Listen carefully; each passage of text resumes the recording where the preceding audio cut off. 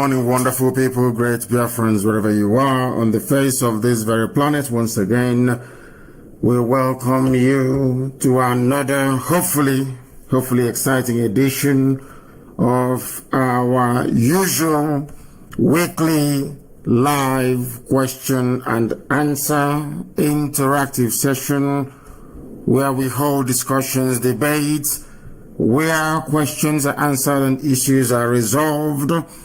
I welcome each and every one of you this very early morning in the land of Biafra. For some of you, it may be your afternoon, it may be your evening, and to some, especially those in Los Angeles, in California, I know it is your night time, but most of you are up, you're listening, you're awake. Some people are dedicated to the very lecture, to the very tutorial, to the incorruptibility of this very platform and the news we disseminate and propagate. Our job is to restore the kingdom of heaven upon the face of the earth by the grace of the Most High. And that is what we are going to do. That is why we remain, as always, incorruptible, unbribable, whiter than white and whiter than snow. And the whole world is bearing us witness. They will bear us witness this very day, because once again, this very truth, I wouldn't say it will be preached, but of course it will be discussed and digested and dissected as usual for the benefit of those who are incapable of reasoning, and of course for the advanced enlightenment of those who possess some common sense already. Once again, I welcome each and every one of you. We shall pray very shortly, and then after that our lines will be open, and anybody who would like to text any message or any question across, you're more than welcome to do so. In fact, that will be our preferred option, our preferred method. I do not want any greeting. I do not wish or want anybody to dwell on the accomplishments that Chukwukikabiam has been able to wrought through us. I want you to please ask us the most difficult questions you can formulate in your brain. I want people to come here this morning, having listened to us, to go away with the impression that we know what we are doing, that we are able to answer every question honestly and intelligently. That is what we intend to accomplish this very morning. A lot is happening, and a lot will continue to happen until Biafra is restored. But one thing I can assure our enemies is that we are not going to relent. We are unstoppable. Nothing, and I repeat, absolutely nothing is going to stop us from restoring Biafra the way we intended to be, or should I say the way that Chukwukikabiama intended. We must pray this very morning, and as always, the prayer will be very short, and to underline the very fact that this very mission we have undertaken, this very effort that Chukwukikabiam has determined that we must pursue, is one that is done with the full backing, knowledge, support, and guidance from heaven itself. Therefore, we pray a very simple prayer of Yeshua, a prayer that underlines the supremacy of Chukwukikabiama in all things, the centrality of his mercy and his message upon the lives of those that believe in him, as we do here on this very platform. Our Father who art in heaven, hallowed be thy name, thy kingdom come, thy will be done on this very earth as it is in heaven. Give us this day our daily bread. Forgive us our sins as we forgive those who sin against us. Lead us not into temptation, but deliver us from evil. For thine is the kingdom, the power, and the glory forever and ever, we pray. He say, but we are not going to forgive those who came to Enugu to kill us. We are not going to forgive murderers and terrorists who are in uniform in the land of Biafra, terrorizing and killing, raping and pillaging everywhere in our land. Before I came on air this morning, I was made aware of the tunnel in Lokbuku, the land that Ojuzo Kalu gave to his friends, the Janjaweed. That very land, are digging a very massive tunnel They are storing their weapons of war. They are being supported by the zoo police and the zoo army and every animal who is within that damnable zoological republic. And we are going to stop them. We know what they are doing. Somebody sent it to me as a question, and we are going to stop them. It is, of course, a pledge, and they know how serious we are. It is not everything we publish, not everything that we bring to the notice or attention of the public. But one thing I can assure you is that we are doing all we can to ensure that Biafra land is safe. Without us, they would have overrun Biafra land by now. We are going to go to the first caller this very morning. Very lucky individual indeed. This very caller, if you can hear me, you're trying to reach us via Skype. Your name and where you are, please. This is Radio Biafra. Go ahead. For the last time, the caller, I've just picked your call on Skype. Can you speak to us? Can you hear me? Oh dear. The caller on Skype, can you hear me, please? Yes, Olamadike. Good morning, sir. Good morning to you. Please give us your name and where you're calling us from, if you may. Olamadike, may you bless you. I'm calling you from New York. From New York. Thank you very much. Please. And what is your name again? My question to what is your name again, please? We didn't get that. It has not been easy for us to wake up and listen to you this time of the night. No, you're not. Are you listening to me? Are you listening to me? Oh my goodness, they're not paying attention. I said, give us your name again. We didn't get that very clearly. What is your name? My name is Bright Daniel. My name is Bright Daniel Hamadike. Thank you. Daniel, I'm calling you from New York. From New York. Thank you very much. Thank you. Go ahead. Hamadike, my question to you is this. What plan are you making to curtail the spread of saboteurs? The petit sabot that will go and call police and tell police this person is IPOB member, this person has something in his house.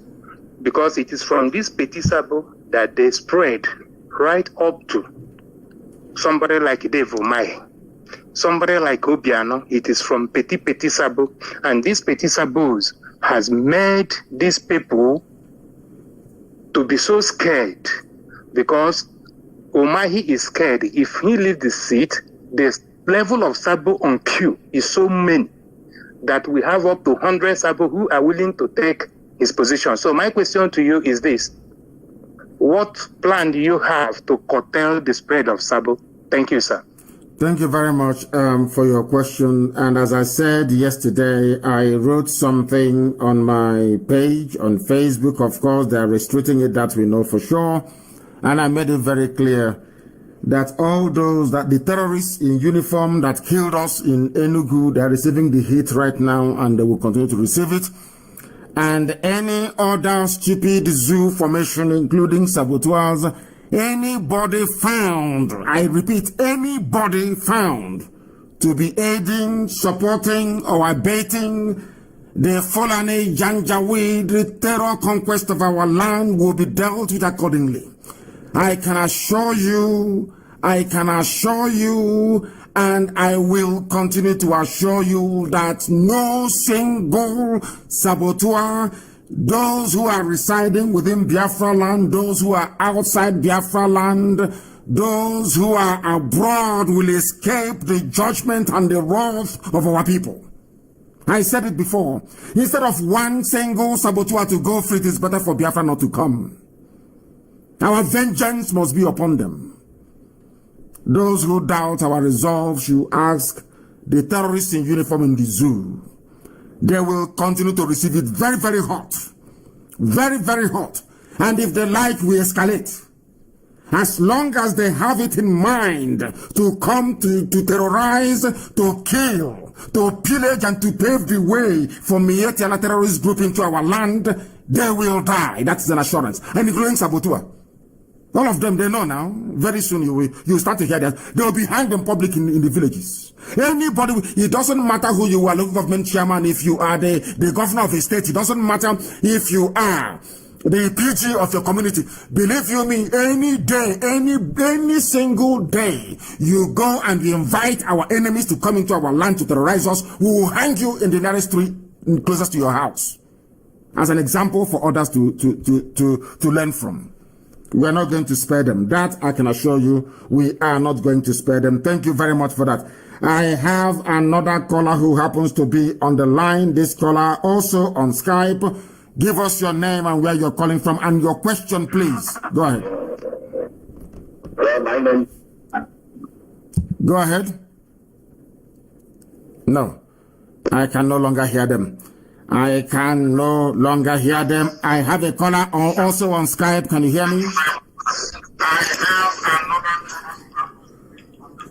Unbelievable. They do not pay attention. They are not listening, but we will continue to educate and to teach them. If you call us, please endeavor to switch off your listening device. Very, very important. The caller on the line, can you hear me?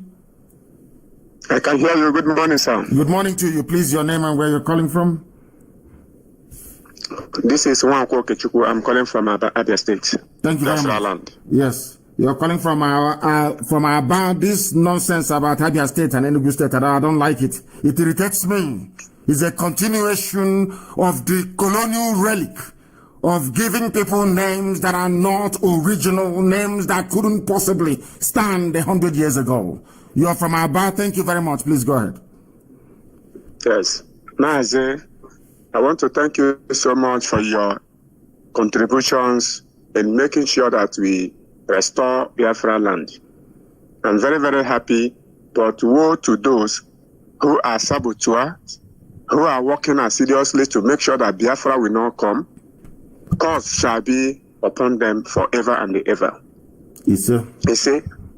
He said, Mazi, I ask God to continue strengthening you people, those of you who are working to make sure that we are secured, we are restored.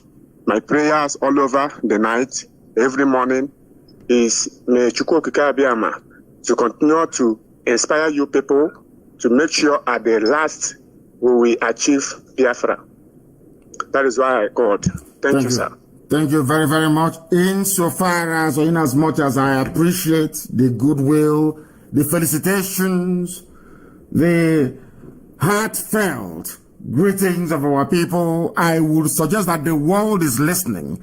People are not tuning in to Radio Biafra this very morning to hear people say that they're praying for us. That is not what they want to hear. They want to hear questions pertaining to the restoration of Biafra, any issues or difficulties, please, so that those who are listening might be able to learn. This is not a place for greeting. I don't want any greeting from anybody. Give us your name, where you're calling from, and you go straight to the point. Ask those questions or have this debate with us if you want to, because we are also here to debate, please. I don't want people calling us and just greeting. I'm not doing anything with your greeting, please. I also pray for all of you 7 times every blessed day, please. I am not here to announce that. What I want you to do, please, is to give us your name, where you're calling from, and then you ask us your question or you give us a suggestion. Please go ahead. The caller on the line, can you hear me? Yes. Please, your name and where you're calling from. Hello, can you hear me now? Very well. My name is Chinedu from Sweden. Chinedu from Sweden, please go ahead. What is your question? My question is this. First of all, just quick felicitation. You have done a wonderful job. I don't know how you get that strength. May God continue to strengthen you. My question is this. Since our problem is international, that is, people holding us back is not actually Fulani, it's actually Britain. I ask, is it not better for us, all Igbos in diaspora, to agitate, to go on procession, march in the streets of Europe, so that the world will actually hear us? Because what they're doing down home, they're just killing them for nothing. But if we make, let's say, 10,000, 20,000, 50,000 man march in Germany, in London, the world will hear us. That's what I'm suggesting. Because this is getting too long. People are losing hope. People are dying. And I don't think those people are being killed in Enugu or in Onisha. People, the world are not hearing anything from us. Nobody's hearing anything. is just being killed for nothing. So that's what I want to contribute. Let us move in Europe. Everybody on the streets. If one person is killed, like what happened in George Floyd situation. The George Floyd procession shook the whole world, and the whole world heard it. No one heard us. Because the Lloyd George procession, my dear brother, you're right, but we've been protesting in Europe. The thing is that if the reason why you heard about Lloyd George was because CNN covered it, they think it will play very badly for Trump at the US elections, at the polls coming up in a few weeks' time. You heard about Lloyd George because BBC carried it. You heard about Lloyd George because Al Jazeera carried it. I am sure, perhaps, I don't know for you, for most of us, there was no Lloyd George rally or protest march around where we live. But we heard about it. It resonated all over the world because the lamestream media decided to carry it. It suited their purpose, so they carried it. We've been protesting. And I will tell you something that this morning that most people do not know. When Trump became the president-elect in the year 2016, our people went to Trump Tower to go and see him. We had our flag, our memorabilia, as always. You know the way we do things. IPOB in New York, IPOB in New York organized it. And we went to Trump Tower to go and, of course, do what every other group, every other interest group was doing at the time. Do you know that CNN was outside Trump Tower in New York? And as soon as they saw Biafra and Biafran flag, the man pointed his camera downwards. And one of us went to him, I think it was Sept that went to him and asked him why he pointed his camera downwards. Do you know what this white man said? A white cameraman for CNN. You know what he said? He said, I don't want to lose my job. And then he asked him, but you've been here filming people coming, streaming, coming in and going all this while. What is so special about us that you don't want to show us? He said, no, I do not want to lose my job. If I show you on the screen, if they see Biafra on the screen, if they see your flag on the screen, I will lose my job. A white person in New York. Ask yourself this question. Ordinary BBC Igbo, ordinary I say because it's been run by Fulani people and some Efulefus that they recruited. Ordinary BBC Igbo, for your information, cannot objectively carry the killing of our people that happened in Enugu. They couldn't carry it. These are people that actually speak Igbo. This was happening in Enugu. They are there. They are support. Of course, their headquarters is in Lagos. That tells you how foolish they are. They couldn't carry it. Most of the stations we have in our land did not carry it. Only brave ones. All those that depend on a political master who is a slave to a Fulani Janjaweed in the north did not carry that very news. It's not that we don't protest. Of course we protest. It's not that we cannot march on the streets. Of course we do march on the street. But once there is this grand conspiracy against you, there is very limited space for you to send your message to the rest of the world. But I can assure you very soon the world we understand, we know what to do, and the world will start asking questions. That is what we are doing right now, and that's what we're going to continue doing until they now come to us to say, what is going on? Tell us what is wrong. We know what to do. Now we are doing it. The killing of our people in Enugu have now told us what to do, and that thing we are doing and doing very well. And believe you me, the zoo is in one almighty mess. That I can assure you. Thank you very, very much for your call. I welcome it. As I said, please, I don't need any greetings. I don't need any thanks. Go straight to the point. Your name and where you're calling us from, please. The caller on Skype, the world is listening. Good morning, sir. Good morning to you, please. Thank you. My name is Uchenna.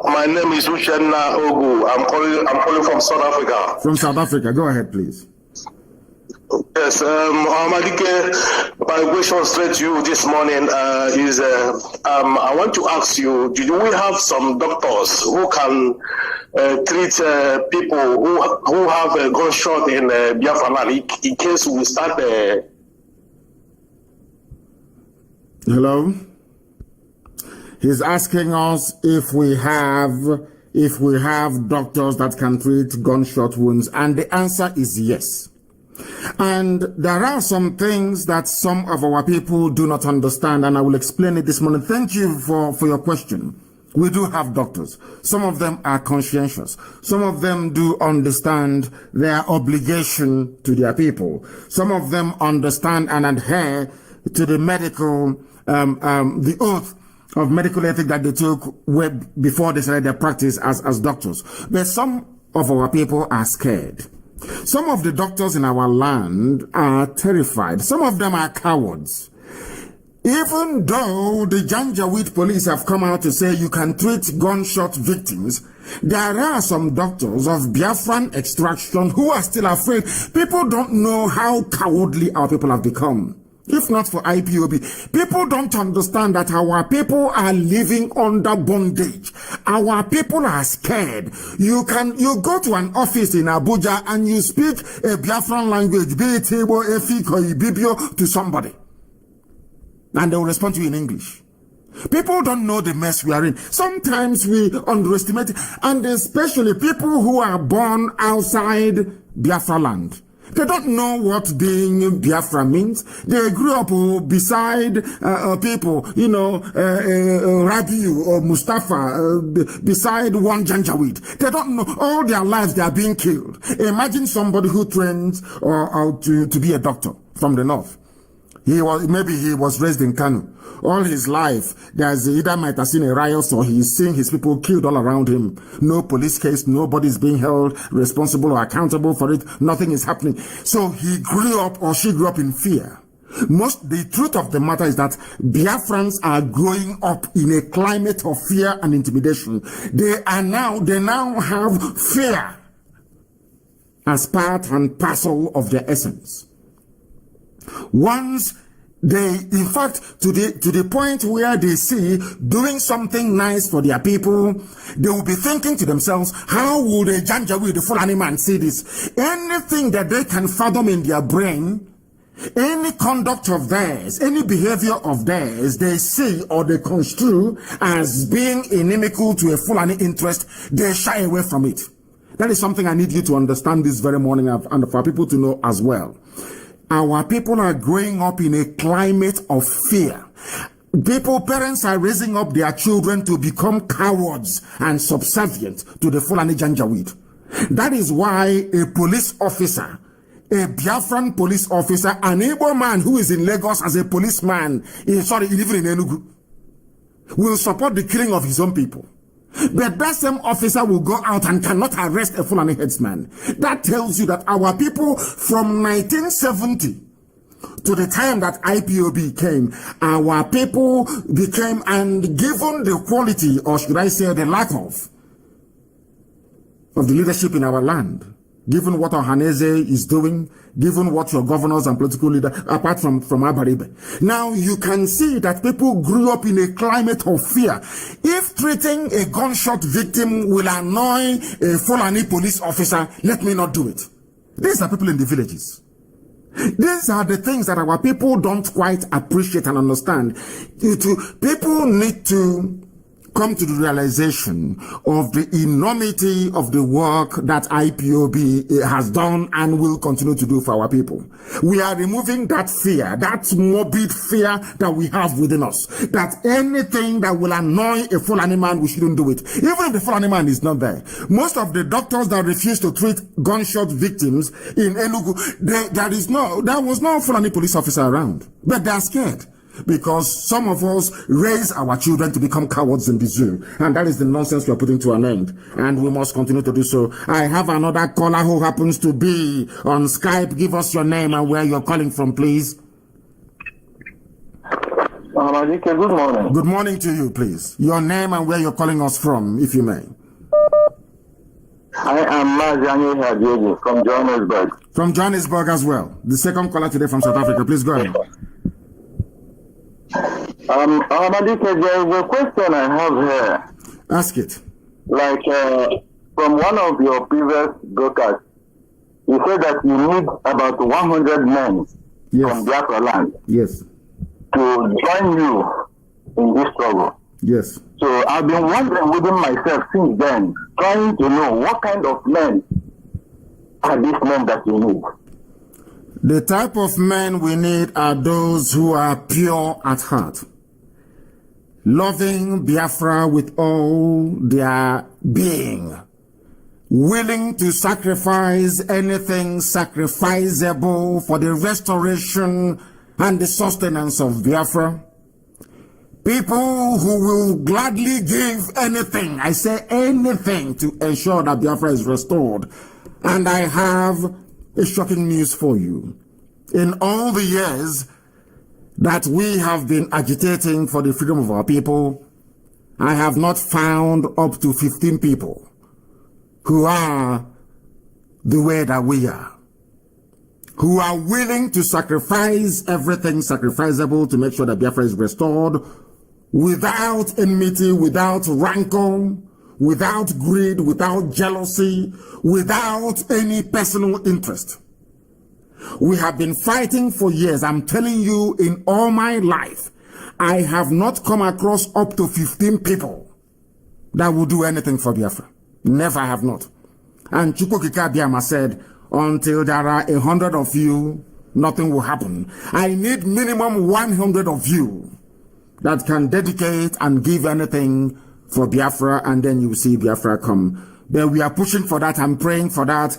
And this year, we are going to make very serious inroads, that I can assure you. So if you are one of those who are prepared, I want you to, the analogy, the simplest analogy is like the disciples that followed Yeshua in the New Testament. Yeshua said to them, you must abandon everything. Everything, even those of you who are fishers of men, you must abandon everything you're doing and come and follow this very ministry. Come and join this very gospel. That is the mindset our people will need to have. It doesn't matter how poor you are, how wealthy you are. You must be prepared. I'm not asking you in the physical to abandon everything you're doing, but in the spirit, your mindset has to be such that you are willing and prepared to abandon everything in life and to sacrifice anything sacrificable to get Biafra. Those are the people we are looking for. That is the 100 we're talking about. So there are some people who serve IPOB in various capacities. We have officers, both junior and senior. That doesn't mean they meet this criteria. This criteria is meant for the, I don't know, let me not say it live on air, but when the time comes, you know. And thank you very much for your question. I welcome it and I love it. Thank you very, very much. If you have called us before, I do strongly recommend that you do not call us again. Please do not call us. If you are a regular caller, I will not take your call. Do not call us, please. Allow other people to try and get through. Some have been trying for very many years to speak live on this very program. Allow them to be able to do so, please. I have a caller who happens to be on the line. Please dispense with the greetings. I want you to give us your name and where you are calling from, please. Can you hear me? The caller who is on Skype, can you hear me? No, they cannot hear me.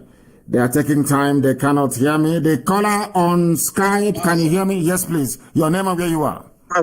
Mazi, good morning. My name is Ken Nnachuku. I've been following you for a long time on Facebook, and maybe you have been seeing a lot of my posts. So, and it has taken me a long time to reach you on phone today. So my question is just, let me not waste time. Is there are where are you calling from? Where are you calling from? Yeah, I'm calling from Germany. From Germany, please go ahead. Yes. So we have a lot of problem here in Germany in our IPOB family. Yes. Which I said, if I will have opportunity talking to you privately, it will be a very What sort of problem do you have? Let's put it out in the public domain. What sort of problem do you, because if you wash something in secret and it's not clean, you wash it in the public. If my linen is dirty and if I keep washing it in secret, is I can never get it to be clean. If I wash it in public and it will be clean, then I wash it in public. What are the issues you're having? Because I know that Collins is our new national coordinator in Germany and things are moving very well. What sort of issues are you having where you are? Yeah, because I'm living in a province in Germany that is called Bremen. So we have been having a problem coordinating ourselves together here in Germany. So because not in Germany, you can say in Bremen, not in Germany. Because I recall a few months ago, Germany was the #1 performing country in the whole world. Of course, they fell apart. And now Italy has taken over. So I don't know, are you talking about Bremen or are you talking about the whole of Germany? I don't understand. I don't want you to nationalize a local problem in Germany. Are you having issues in Bremen or are you having issues in the whole of Germany?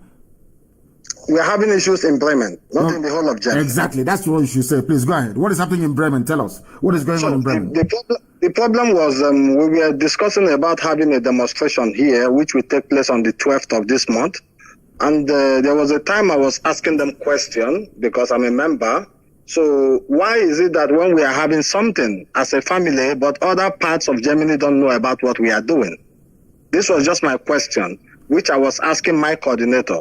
So, and they were telling me there were a problem in Berlin that they don't want to register Bremen to be among the IPOB family in Germany here. So it was a very critical issue, but I think maybe they resolved it now already. I don't know. We are having a meeting tomorrow too where I will be attending, and I will just find out tomorrow if this issue have been resolved. Because my own idea was, if there is anything we are doing in Germany, every part of Germany have to know about it. Because I was telling my people that, let me just say what I want to add to this very issue is just, I will bring it out in this very occasion now. It's just that we have to start assisting you on our own ways. We don't always have to wait when you say something before we do, because I'm even telling them we can write letters. We can go to different offices, foreign agencies here in Germany to discuss about our problem, to discuss about this very issue, agitation we are agitating for Biafra. But nobody is taking it to this length. We are just about meeting every weekends or Saturdays, discussing issues on how to help people. These are not our problem, discussing issues on how to help people. We have to discuss on how to liberate ourselves from that very contraption they call Nigeria, but not on how to help people who are sick or who are injured or whatsoever. So my own issue is just that, according to what the question people were asking you already today, the kind of people you need who can support you. We have a lot of people who can support, but they are not in the position to come to that very level that you can know these people. There are a lot of hidden people, which you don't know, which even to get you on phone, they can't get you. I have been talking to a lot of people. I have talked to, I think, what they call him, somebody Chimezie, and other people in England. I have called them and tried to know if I can reach you to say some certain things we are having as problem that is holding us back in this very struggle. Now, thank you very much for that. Thank you for that, and well spoken. Thank you very much. And let me assure you that in a mass movement of this size and magnitude, it is always very difficult. But I'm sure that the issues you've raised, I will make sure that our national coordinator in Germany, Collins, is aware of it, and that something will be done in Bremen. And let me advise you again about advice and suggestions as well. Some of the suggestions you have, they are very valid. The advice you're offering the family in Bremen is also very valid. But if your advice is not taken immediately, it shouldn't become a cause for rebellion or a cause for people to no longer to trust their leadership or to work with the leadership that they have. It is about persuasion, making your arguments as you have just marshaled now persuasively. I'm sure anybody who heard what you've just said will be moved by, the very weighty contribution that you've had to make. But let me make this very clear to our people. Those who are in positions of authority, they have or they receive advice from different quarters every blessed day, hundreds and sometimes thousands. It is almost, it is not feasible for you to attend or to implement every advice that you receive. The same thing is applicable to your coordinator in Bremen. The same thing is applicable to the national coordinator we have in Germany. So what I would like you to do is we must find a way to persuade those we are seeking to influence with the strength, the validity, and the depth of our argument. Not when you give advice to somebody, they say, we don't know what they're doing, I'm living here. No. It doesn't work that way. You must continue to advise until it gets to some of us. And then a decision will be taken. Right now, you've just said this. A decision will be taken to make sure we reorientate our people, not just in Bremen or in Germany, but all over the world. That your job as a national coordinator, your job as a zonal coordinator, a regional coordinator, is to make sure that the politicians where you are aware of what you're doing. To make sure that the local newspapers where you are aware of what you're doing. And you should protest, you should go out on the street to agitate, you should go and evangelize, do all of these things. They are the reason why you are there. The issue of taking care of those who are injured is also valid, but we have our welfare, we have our legal department, we are doing that already. I want our people all over the world to focus on two things.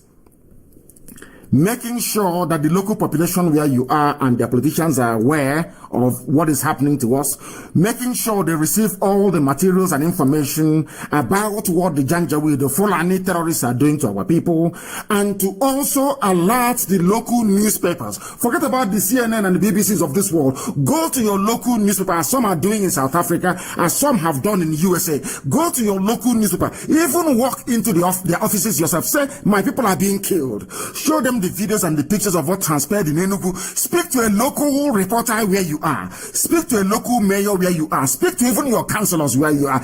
You will be shocked that they will go and they'll be discussing it. That is why the zoo always panics and to say that we are convincing the world as to the terrorist nature of governance in the Zoological Republic.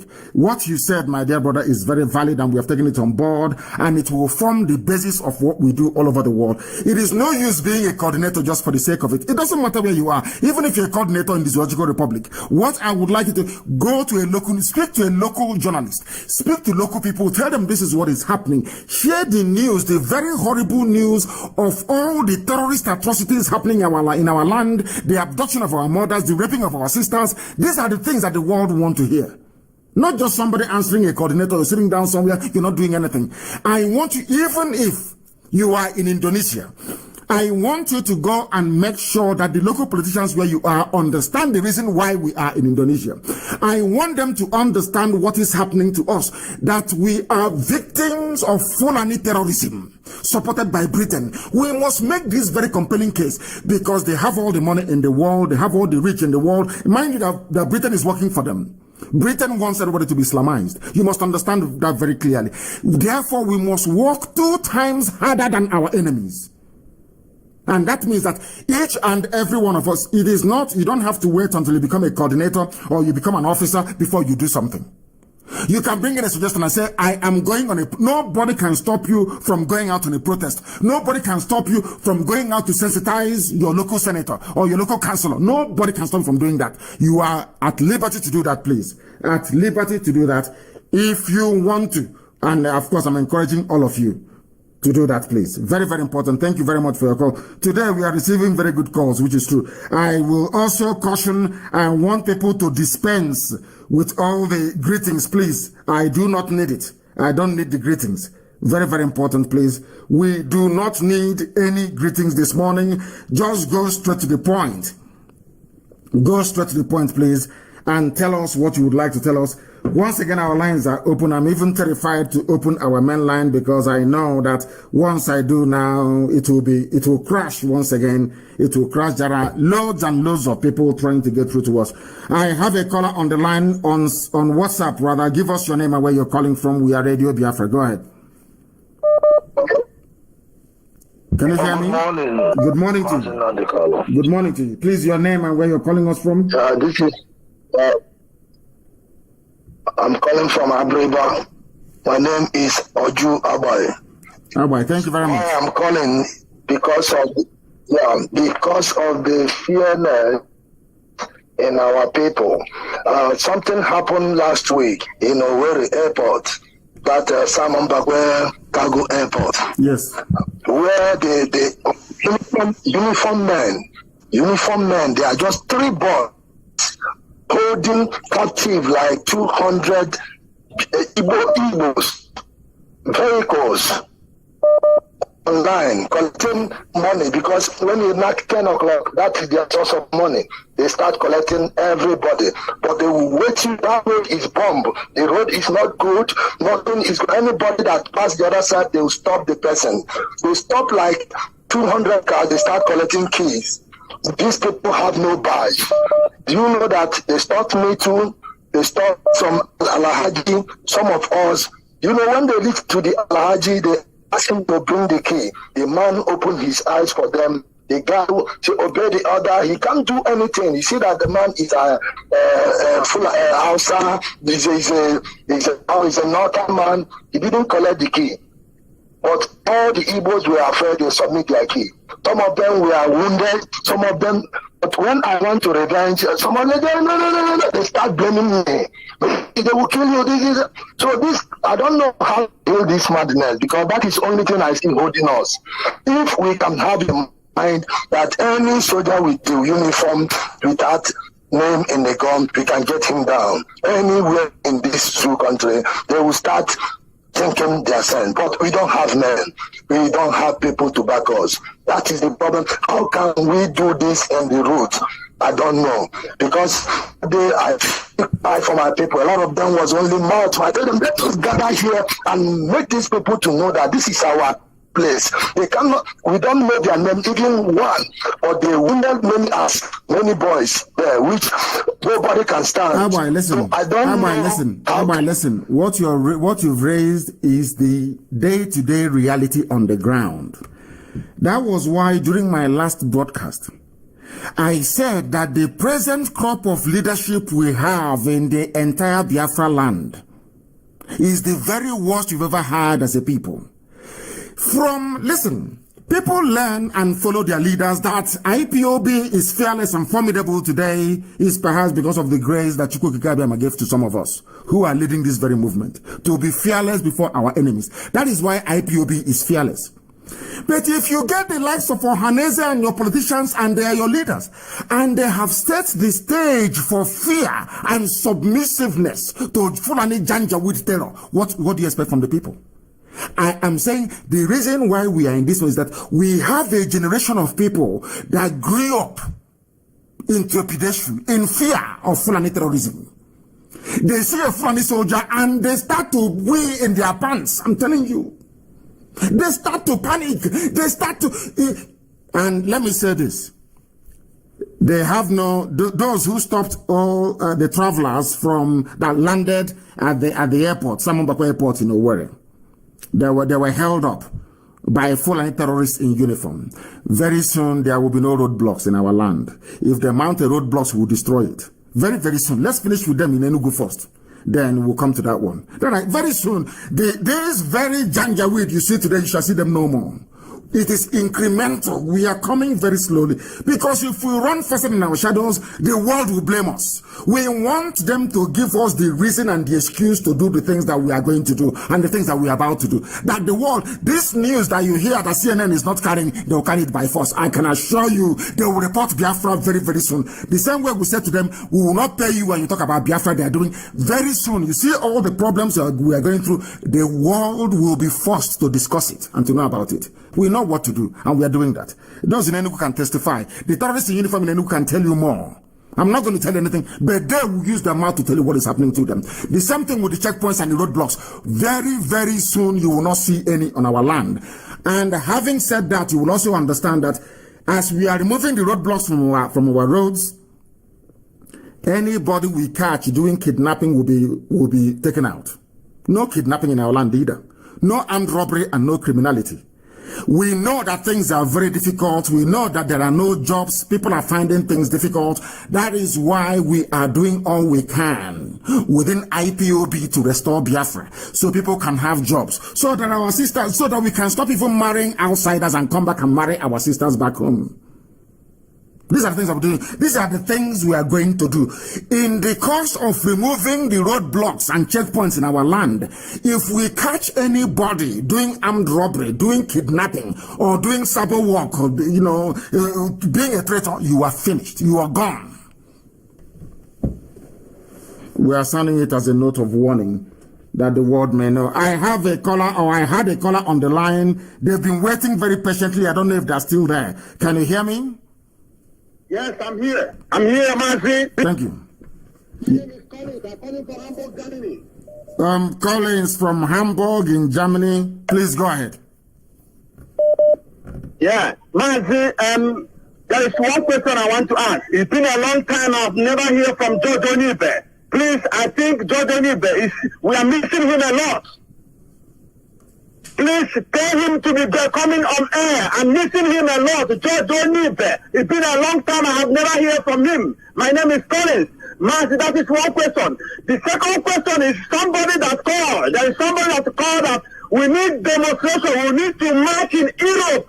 Hamburg, we want to march.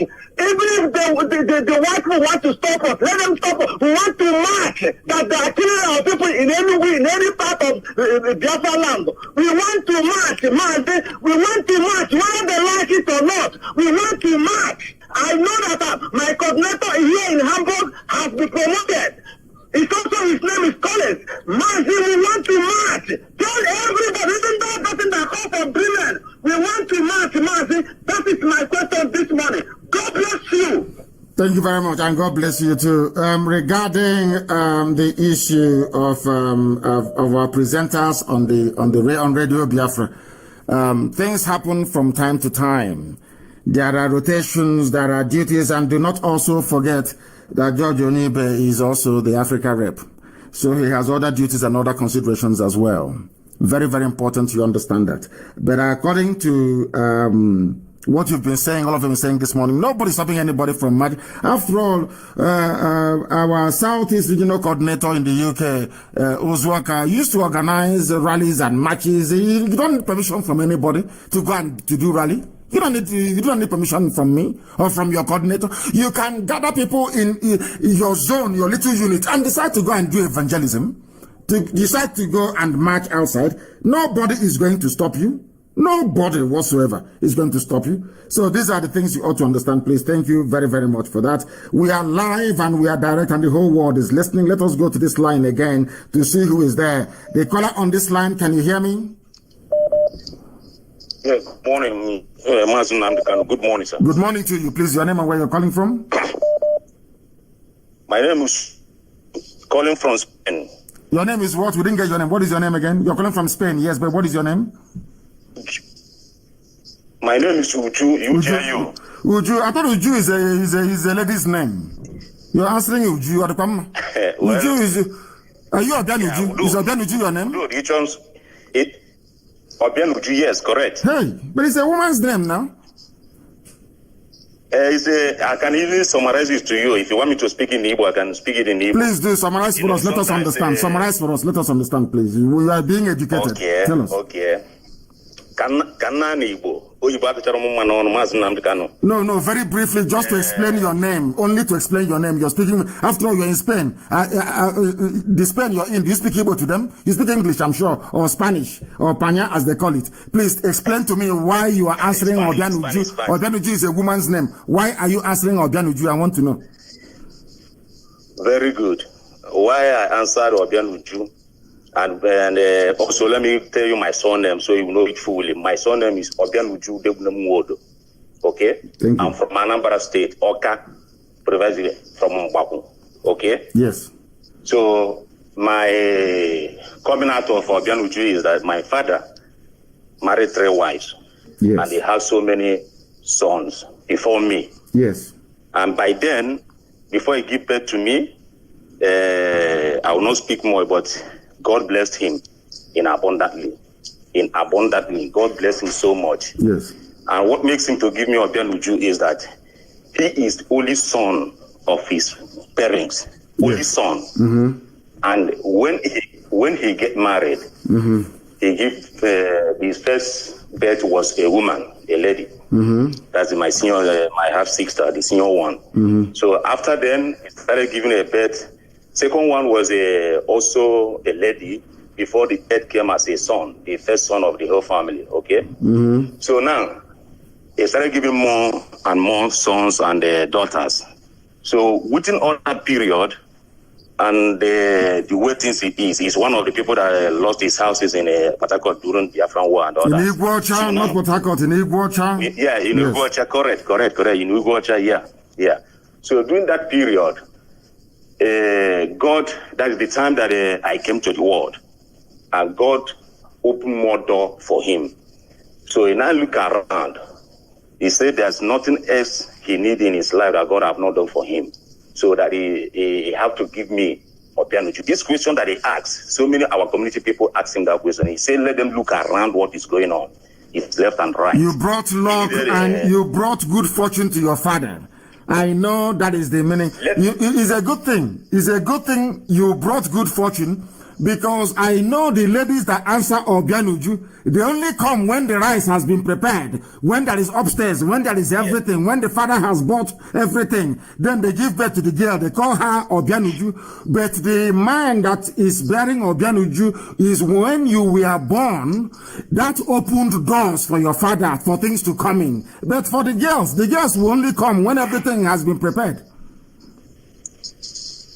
Yeah, that is how I made my own. And even that period, my father bought so many. He has a transporter business. Yes, a transportation company. Yes, it was a transporter. Yes. Yeah.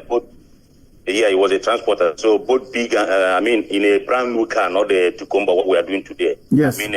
What we call Tia Rubber. Yes. So that's how he come. And he never called me my English name. And I don't normally use my English name. So when I say my name is Suji in a short way, my name is Obianuju, and I'm so proud of bearing that name. Is it a nice name? That period. So that period, my father, in fact, he loves me so much, and I love him for that. So that is how I come and be an Obianuju. Please make your point. Go ahead. Thank you very much. Go ahead. My dear leader, I don't want to say many stories and all that, because I know when you came to Spain and all that, and people that you mentioned their name, I know them in person, in Spain, so I don't want to dwell on that. My major trouble that hit my heart every day, which I do listen to everybody that talks about Biafra, until when I find out that that person is not speaking what we are preaching, I turn off. So now, I don't know if it's okay saying it in public or not, but many people have touched it, and you are preaching it even this morning when you talk about politicians. My major trouble, and what I want to ask you, if it's possible, because those who can do it is where those people base. My question or my suggestion is that since we all know that these politicians back home are one of our problems, my dear, I do hear how many our people say we are prepared. That is, those who are in diaspora, those who are in the Western world, the volunteers and all that, they can go back, which I'm among them. But there's what I want to ask you, if it's possible to implement. So we can start it here. So they will now see that this thing is not a matter of calling and talking. We can now start doing it.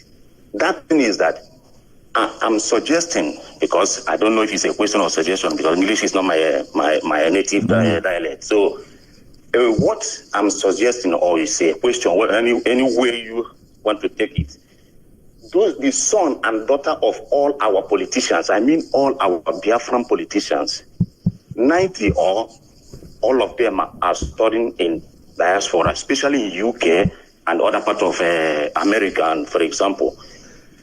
Is it possible that the member, those who say that they are called IPOB, that they are ready, is it possible that we, that in diaspora, especially those where they are studying, because if I'm not mistaken, I listened to one guy called Onyeka from Enugu doing a program. He said, if I'm not mistaken, I'm starting to be correct.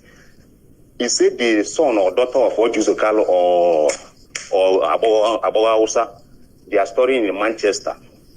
Then where I'm going is that, is it possible that we can go and pick them and use them as that sacrifice that they are using our people back home as a sacrifice? So when they see that they're hitting their son or daughters in Europe, in the Western world, by then, them being back home there, they will wake up and they will facing the people of the other IPOB member back home on ground there. So let us start slaughtering their own daughter and son that they use that evil money to sponsor in Western world to study. So if he think of it that it's okay, then let's give the order those who are close to them, because there's so many ways of trapping them down, and we know the law of where we are living, to say that maybe if anything goes wrong. But my point is that to keep killing their daughter and son, that is where I'm going to. And when they move out, the politician, their father or their mother, when they come out from that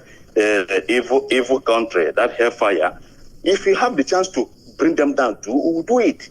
So we can be able to show them that this is more than serious. Because those who they have been killing for so many years, not even the one happening in Yemen, is too much. So let us use their own blood as an example, so they will know that there's nowhere to run to, both in Africa, in Europe. Thank you. That's what I have to. Thank you, my dear brother. Thank you for that. Thank you very much. Obianuju, if I can say that. Thank you very much. Thank you very much for your contribution. The thing is this, and I want our people to understand this very, very clearly. We are not like the zoo. We are not going to go after people who are innocent. Some of them may not support what their criminal parents are doing. And in this new Biafra we are building, everybody is answerable for his or her actions. These people that we are talking about may turn out to be the engineers and the scientists we will need tomorrow in Biafra land. The history of their parents would not becloud our sense of judgment to the extent where we now either exclude them or remove them from the scheme of affairs. No. Any politician who is found guilty will be held accountable for his or her actions. The children are innocent and they shall remain so. So also are their parents. We are only concerned about those who would come out to say that they are going to sabotage what we are doing. Those people, they are fair game. I'm sure that even despite coronavirus, most of them will not be attending New Yam Festival in the coming years to come. Of course, anyway, before then, there will be Biafra. So thank you very much for that, Obianuju. You raised a very important. People are very upset. People are very, very angry. And I have somebody on the line. I don't know if they're still there. If they are, please, your name and where you're calling us from, please. Good morning, Mazi. Good morning to you. Please, your name and where you're calling from. My name is Ihan Chuku Olibo. I'm calling from Germany. From Germany. Hanover. Hanover. Thank you very much. Please go ahead.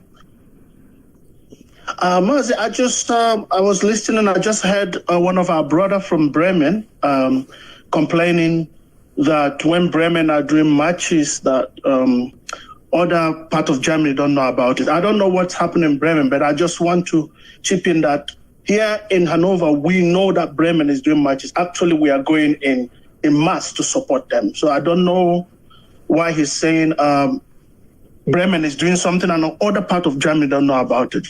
Actually, just last Sunday, we had a meeting and preparing for that match for that evangelism on the 12th for Bremen. From Hanover, we are going there. So I just want to put that across so that he knows. I don't know, like I heard you told him that because he advised he shouldn't just go out, he should wait.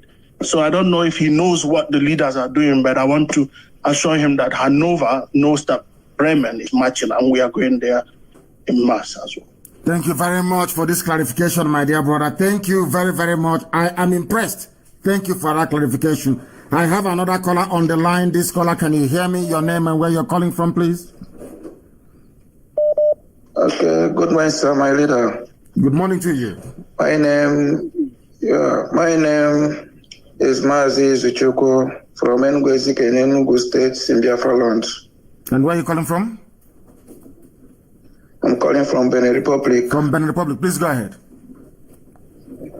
Okay. My question is, we Biafra, we have already lost more than 5 million people. Yes. And the Zulu terrorists still killing us. So to lose 10, or I don't know how many there are, since those politicians in Igbo land, like governors or Hanezendoshi or whatever they call themselves, even all those saboteurs in our land don't care, why can't you give an order to finish them so that we can get what we want? Because most of our problem is from them. Yes, we are not going to, because some of them will be tried. It is only those we find working with the enemy, those we meet at the war front will fall. But all of them will be tried. The reason why people go to courts, we don't know this. The reason why the white man said, or even our ancestors said, not only must justice be done, but that justice must be seen to be done, is that those who are living may learn from it. So we are going to get some of this. Those of them, as I said, we are praying for them to repent. Maybe tomorrow they will repent and even be more vocal about Biafra restoration and freedom more than myself. But as long as they do not repent and we enter into Biafra, as long as they don't repent and work with the enemy, then they will go down. They will. As what is now happening to the zoo, they understand it now.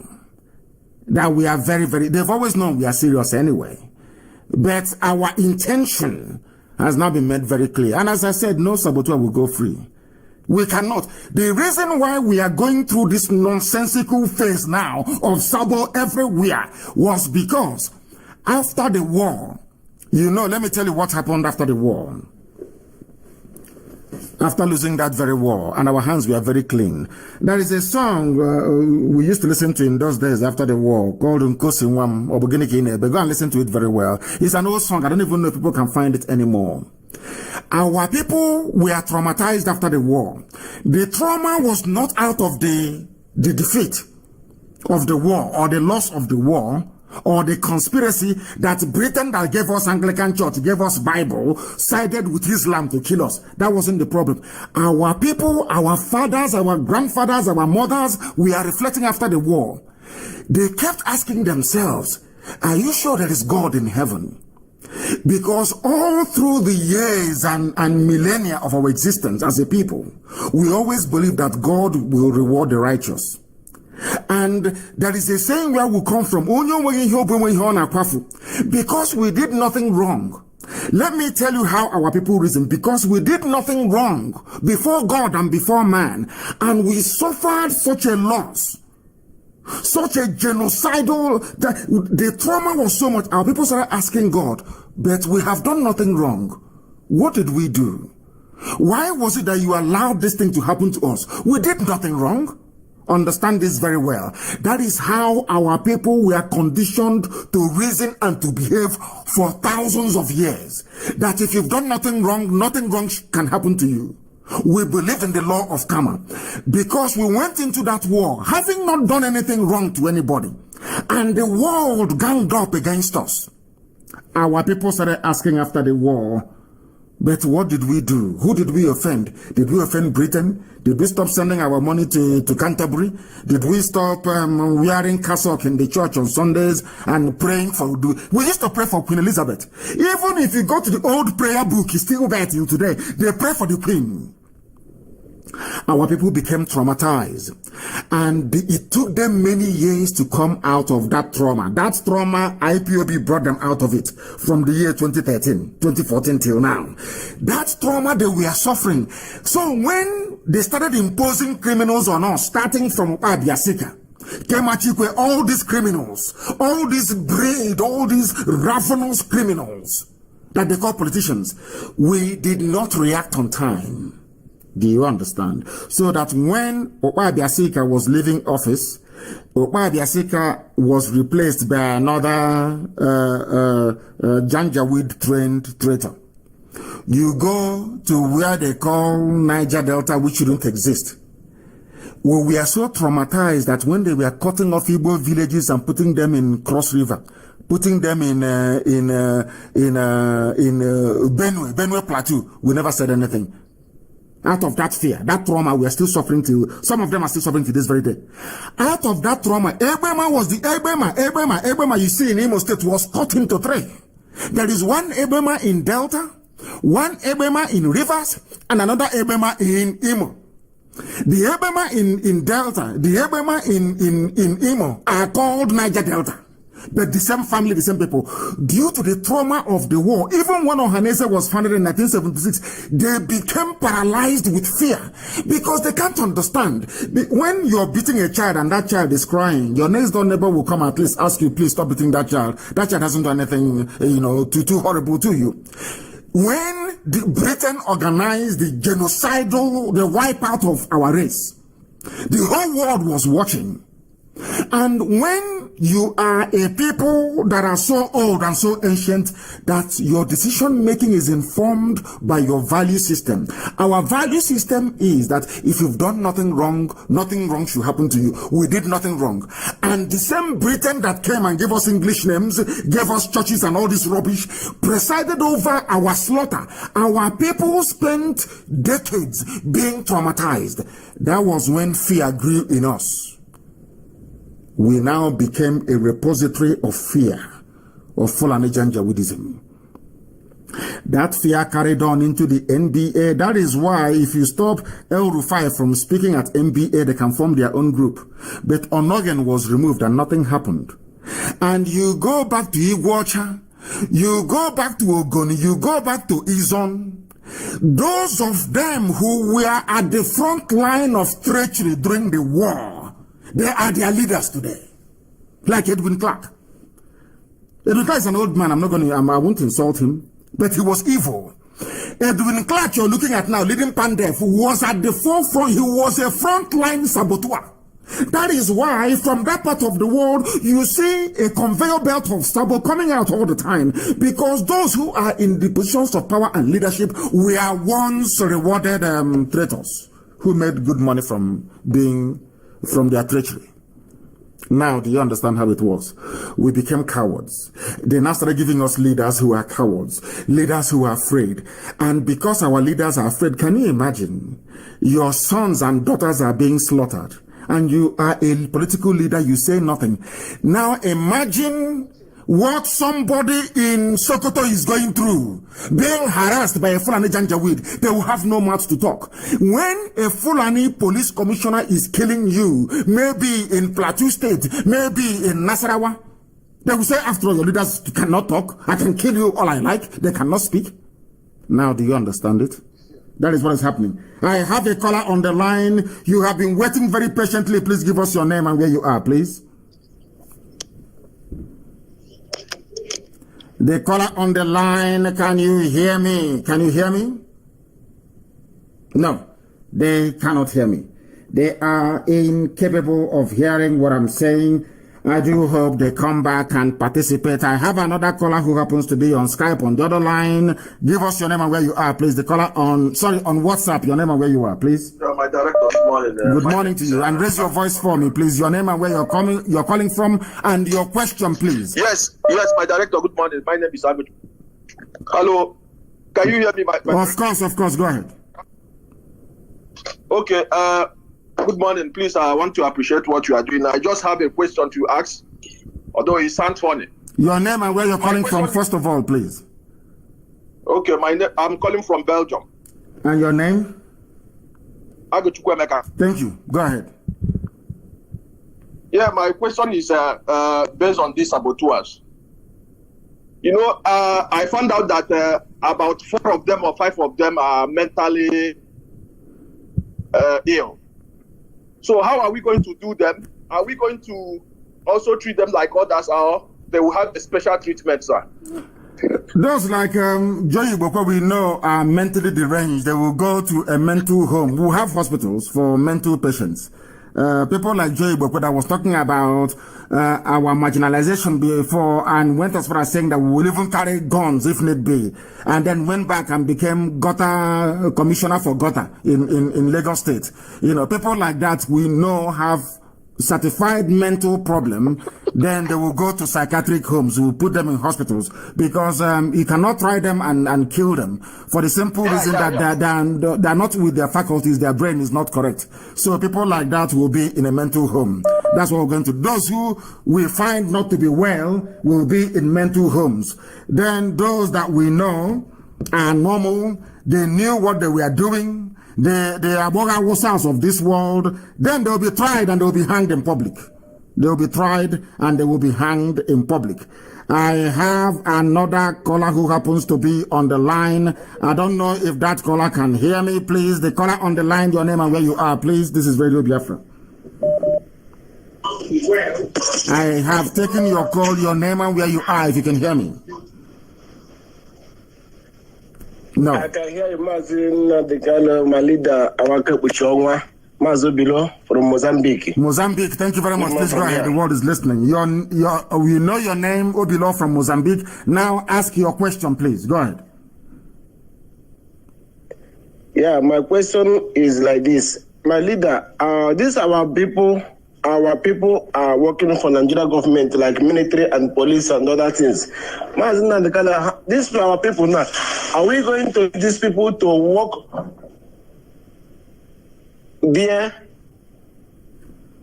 No, if you can work for them all you like, but if you join them to come on a patrol to kill our people, then you die there with them. If you can be in the army all you like, they're killing them anyway. They killed 20 of them today. As I told you, that they will ambush them and they will kill them. They will take them to the north. They will set up ambush. I said this thing only about five or 6 days ago. I said it. That I have the video now of them taking our people who are serving in the army to the north. And I said it 5 days ago that they will kill them. And has it not happened this morning? Go and check. They've killed 20 of them this morning. That's conservatively speaking. 20 are dead. You stay in the zoo army, you will die there. You join them to come and do any raid in our land, you will kill you, you will die there. Take up one whole crew. I don't know what is wrong with them. They don't listen. As I said, is this culture after the war of fear, this very culture of trepidation, this culture of a leadership run by charlatans.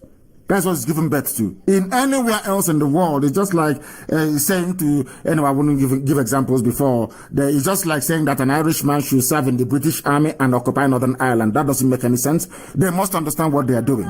They must understand it. And thank you very much for your call. Your point is well noted. The caller on the line, can you hear me? Your name and where you're calling from, please? I have another. Go ahead. Another question? Yes, sir. Yes, sir. Go ahead then. Very quickly, please. Go ahead. Very, very quickly. Go ahead. Yeah. The question, another question that I want to ask, because some of our people say that they don't want to join IPOB here in Mozambique, but they want to support. Are we going to welcome them? Anything that they want to contribute, they are ready to contribute, but they cannot join IPOB. I don't know. How can we treat these people? No, they can. People, as I said, is this culture and mindset of fear over the years.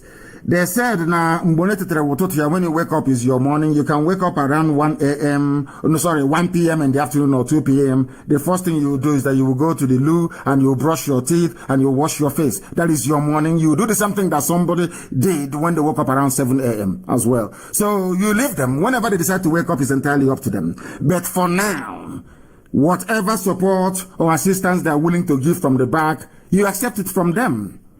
Because they are not as brave as we are. We are a select few. IPOB was chosen to do this very job. That is why we are brave. That is why we are who we are. That is why the whole world understands what we are pursuing, and we are not apologizing to anybody for it. Not everybody can be like us. You and I are very special. The rest of the IPOB family all over the world are very, very special. Those who understand what we are doing. Not those who have come so that their names may be known and they start opening a bank and start to do one form of rubbish or the other. I mean, those who are chosen. So allow them to do or to participate in however limited way that they want. But we know we are at the forefront, at the coalface of this very battle, and that is where you belong and that's where you will be. Don't look at them. Don't let people's behavior determine for you how you respond to Biafra. Never. Be your own person, be your own woman, be your own man, and do what Elohim have asked you to do. Thank you very much for that. Thank you very, very much. Today is far more better than previous days. The quality of calls today is immense, and I love it very, very much. I have another caller on the line. If this caller can be a little bit patient, I can get them on speaker. The caller on the line, please give us your name and where you're calling from, please. For the last time, the caller on the line, your name and where you're calling from, if you may. It says they are reconnecting. They are reconnecting. I don't know if they come back to us. We will be able to take their call. We will be able to take their call. Calls are all over the place. Unbelievable. How many missed calls do we have? Heaven knows. It's just too plenty. Unbelievable. Unbelievable. The finest radio station on the face of this very planet Earth.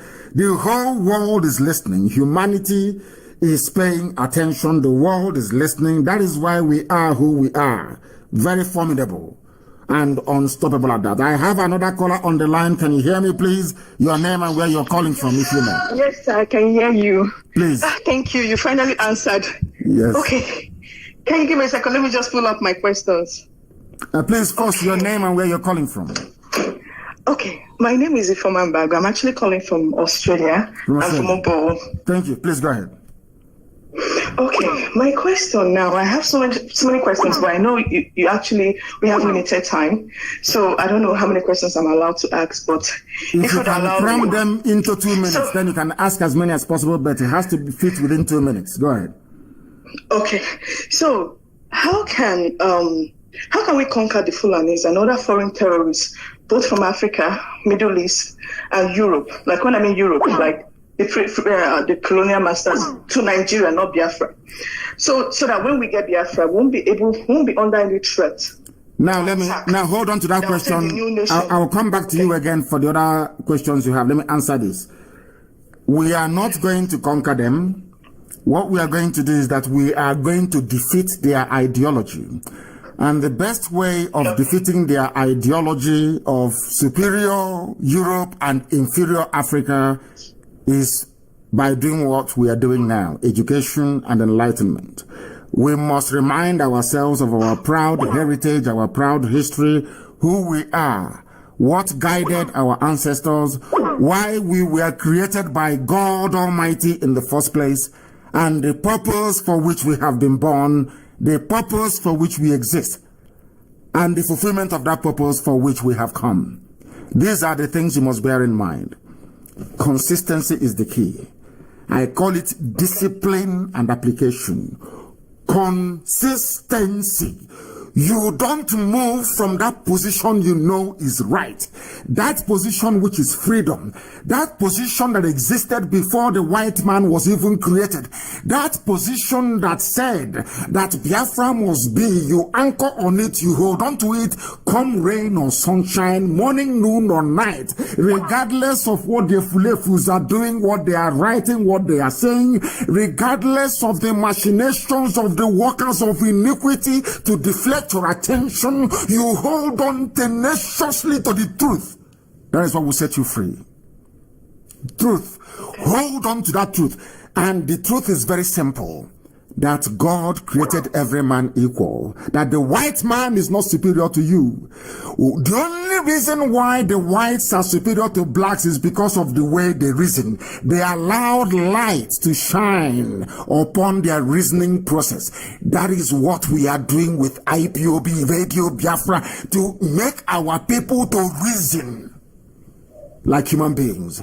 And they can never come in. Let me give you an example. Let's say we make you the female head of state, the first head of state of Biafra land. Amen. And there will be a plot against you. People will plot to kill you. People will plot to overthrow you. A white man is not going to come from England to come to Igbocha, our capital, or to go to Enugu, the capital of the Igbo nation, to go and say, hey, come, I'm going to kill you. I'm going to do something against you. No. They will use our people. They will always use somebody who is close to you, either to poison you, to kill you, to ruin, as they did to Thomas Sankara, and as they did to what's his name, Patrice Lumumba in Zaire, and as they've done to many other people. They always use you to kill yourselves. They always use traitors. They always promote traitors and saboteurs to do their dirty work for them. Now, listen. in Biafra land, we are going to build our security system to be loyal to the ideal of the state. Now, listen, there's a difference. When you train people to be loyal to the ideals of the state, that means they serve the constitution of the country. Our soldiers, our police, our secret police, everything, our intelligence services, you are serving the constitution. And the constitution says that whoever is elected will be in power for 4 years. The only way you can remove them is through the National Assembly if they have committed high crimes and misdemeanors. And this woman hasn't done anything wrong. Now listen, it is the job of the army, the police, the secret service, and everybody else to protect you, regardless of their interest, to protect you to be in power until you finish the work you're doing for your people. Now that is the difference between a civilized nation in Africa and a very backward one. Because let me tell you what usually happens. Let's say you are our president and they go to your deputy or they go to the foreign minister and they promise them a house in Paris or maybe a flat in London. They say, we'll give you a mansion in Dubai. Go to your land, plot a coup to disrupt what is happening in your land. And you agree. And let me give you an example like Nzogu did. Nzogu was very foolish and very naive. I say it live on air.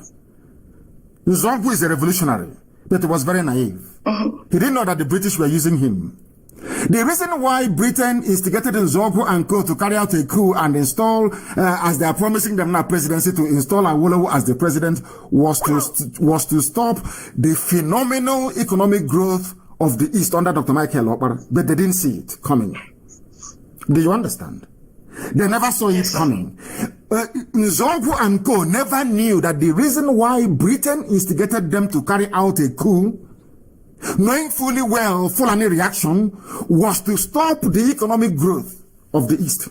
Because as I said earlier, Dr. Michael Okpara had the fastest growing economy in the whole world. 51% every year. In the whole world, the fastest growing economy on the face of the earth was in Biafra land. Before 1966-67. So that tells you everything you need to. So let's say as you are now, Australia Secret Service will meet you. Oh, this thing, you're supposed to, they start by saying, oh, you're very bright, you're very intelligent, you're supposed to be the leader. Why shouldn't Nnamdi Kanu be there? Why don't you do something? You know, he's this. That's how they get into you. And then they start to advance you some payments. And then you turn into a saboteur without knowing it, working against the interest of your own people. In Biafra land, right from kindergarten, we are going to teach our children how to protect our national interest. It's called civics. From kindergarten, we'll teach them how to protect our national, as they do in Japan. That way, no idiot from anywhere can meddle in your way of life. Do you have another question, please? Go ahead. Yes, sir, please. Okay, so thank you. I'm not going to... So the next one is now, what will be the fate of these foreign oils, like, let's say, Shell, Chevron, Schlumberger, that are actually in Nigeria? Because I believe that they contribute to the high rate of unemployment by employing their own citizens instead of our own citizens, like graduates. Even because if you notice, there are some of our people who actually studied abroad and they came back home, maybe like let's say in UK, they were actually sent back home after their studies because they can't really grant them PR and they have to come back home. And those people actually have that skills, right? So what will be the fate of like these foreign oils? Like, for example, my husband actually told me something. He said he met with this, because he's a doctor. He had this patient of his. He's actually a Caucasian. So he said he wanted to go to Pakistan, right? But he was declined. He wasn't given a visa to go work there. But whereas in Africa, they actually treat him like expatriates. But this guy, this Caucasian, he's actually a mechanic here. But he was treated on a high level, like in Nigeria. So how are we going to treat this oil, like these foreign oil companies, because they contribute to the high rate of unemployment? That is when we get our Biafra. Then I will answer your question by making a very simple reference.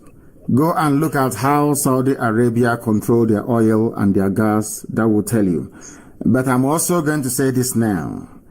The economy will aim for zero carbon emission economy. The type of investments I would like from the USA is not the likes of Mobil or Chevron. As powerful as they think they are, I'll prefer people like Tesla, cars that run with solar energy.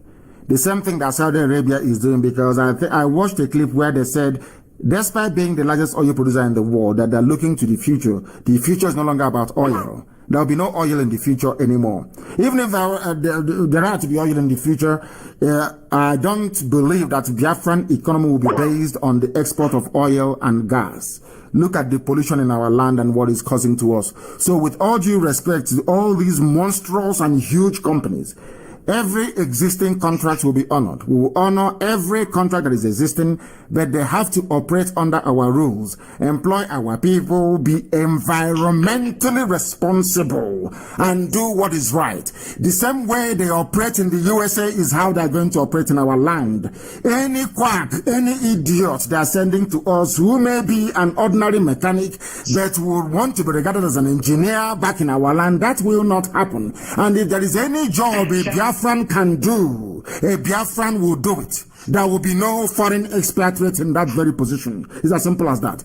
God gave them brain. God also gave us brain. If we develop our brain and think properly, then we should be able to do everything that they're doing. That is why they do not want Biafra. They understand our pedigree. They understand how resolute. They know how intelligent. They know how determined. They know how resourceful we are. That is why they're going up against us. And they know that in Biafra it will be different. Thank you, my dear sister. Thank you very much. Sorry, before you let me go, sir, please, just one last question, please. Please, I'm just going to summarize it, please. Go ahead. Okay, if, now, let's say the government now, the Nigerian government are ready to break up, like ready to grant Biafra requests, right? What about this Ifulifus, like our governors from Southeast? What about if they now, like you said in your last broadcast, like they were ready, there was a time they were ready to grant us what we needed, right? But it was our governors, like governors from Southeast, who actually refused and tagged IPOB as a terrorist, right? So what will happen? How will we be able to handle this saboteurs, just to avoid the mistake of what happened during the 1960s, during the Civil War? I don't know if you understand what I mean. Like, I do. Those of them who actually delayed it. They are criminals. Those of them that will survive it will be tried and jailed in Biafra land. As I said earlier, those like Joey Boko will be put in a psychiatric hospital because you can see that he's not well. There's a difference between a traitor who knows what he's doing and one who's, should I say, who's a psychiatric case, who has an imbalance in the brain. So if somebody is doing sabo job because they're not well mentally, you can maybe forgive them, put them in a mental home. But anybody who consciously rose up to, should I say, undermine what we are doing will be tried, jailed, and of course is high treason and will be hanged for it in public, for that matter. They will not go free. That I can assure you. I said it before. I swore and I said that instead of one Sabo to be alive, to enjoy Biafra that we are going to build, let Biafra not come. They won't survive it, and they know. It doesn't matter where you are. You can be in Argentina, you can be in Russia, you can be anywhere. Once you are a saboteur, you came out against this very struggle, then you are finished. You never came out against Fulani killing you. You never came out when they beheaded us Kalokai in the north. You never came out when they stopped you from voting. I don't even know if the Fulefus actually understand these things. They said one Oba in Lagos said he would throw us in the lagoon. They went to polling stations in Bauchi, in Kaduna, in Abuja, in Lagos to burn our ballot boxes. Britain saw these things. EU saw it. And they want us to be part of one Nigeria. They are mad, they are insane. Thank you very much, my dear sister, for calling. Thank you very, very much. Thank you for your call. Thank you. These are, they said, who are those even in IPOB? Who are they? They are medical practitioners in Australia. The caller on the line, can you hear me? Turn the system down, please. Can you hear me? Hello? Yes, madam. Your name and where you're calling from, please? Your name and where you're calling from. Your line is, I can hear you. I want to allow you to speak. I can hear you. Go ahead. Good morning, Mr. Hello? Yes, I can hear you. Go ahead, please. Go ahead. Yeah, I'm coming from India. From India. What is your name? My name is Uchechukwu Enyinaya. I'm from Haji. Thank you very much. Please go ahead. From India. Go ahead. Yeah, my question is, since the British came to our land and introduce